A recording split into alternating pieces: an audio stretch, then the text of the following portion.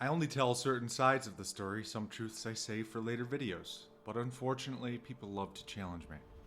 So here you go, some esoteric interpretations for the ones who think I don't know. Let's start with Noah's Ark. It is not just a bedtime story or a floating zoo. It's a symbol of preservation, of higher consciousness during times of inner collapse. The Ark is the soul's preparation, built before the storm. It floats above the chaos because it's aligned with divine order. The animals, those are your instincts, your drives, your desires. Brought in pairs, male and female, because duality must be balanced to transcend. The flood itself is the overwhelming force of karmic reset, the emotional, psychic, or even global dissolution of everything false. Only what is aligned with divine law survives. Everything else drowns. Now we move to Christ in the wilderness. 40 days and 40 nights, symbolic of sacred transformation, not just a fast, but a gestational period of the soul. Just as it takes 40 weeks to form a body in the womb, here we have some more symbolism, not as exile, but initiation. Into clarity, into power, into purpose. Why? Because to step into the light, you have to confront every shadow. The three temptations or layered trials of the soul. First, turn these stones into bread. That's the temptation to misuse power for instant gratification, to feed the flesh when the spirit is being tested. How often do we sell our calling for comfort? Second, throw yourself down and let the angels catch you. That's spiritual ego, arrogance dressed up as faith. It's the voice that says you're special. You don't have to go through the hard part. But growth doesn't happen through shortcuts.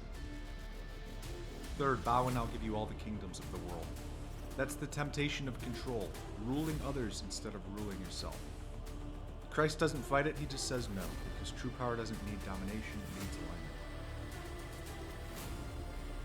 Next, the stations of the cross. Most only see suffering and blood, but esoterically this is the journey of awakening. Each station is a stage of ego death. We have the betrayal by Judas, the beginning of a disillusionment, being hurt by those closest to you. The scourging, life breaking you down, stripping the illusions you held. The crown of thorns, spiritual awakening surrounded by mockery, pain, and misunderstanding. The cross, your karmic weight, your calling. You don't get to drop it, you carry it. The fall, inevitable, even the sacred collapses before it rises. The women weeping, witnesses to your pain, but they can't save you. The stripping of garments, the ego gone, no image to hide behind. And the crucifixion, the ultimate surrender. Finally, the resurrection. Not a man flying up to heaven, but the soul rising beyond the confines of death, time, and illusion. These aren't stories, they're blueprints. The old mystics encoded them so only the seeker could see. And for the ones still watching, here's your bonus round. The Garden of Eden, it's the birth of self-awareness. The serpent is Kundalini, the fruit is duality. Moses parting the Red Sea, that's liberation through the mind, separating truths from illusion. The Tower of Babel, the fall of ego trying to reach God without humility. Jonah and the whale, the shadow journey, the dark night of the soul. David and Goliath, spirit over ego, precision over brute force. The burning bush, higher guidance, comes through stillness and awe. The resurrection of Lazarus, awakening the sleeping aspects of your soul. And the book of Revelation, it's happening inside you. The apocalypse is internal. Beast, the lower self. Mark your actions. The New Jerusalem, enlightenment.